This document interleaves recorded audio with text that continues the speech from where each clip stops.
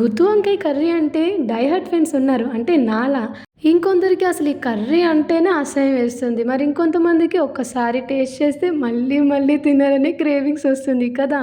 నాకైతే గుత్తి వంకాయ కర్రీ అంటే మా అమ్మ చేసింది చాలా చాలా ఇష్టపడతాను. ఏం లేదు, చాలా సింపుల్.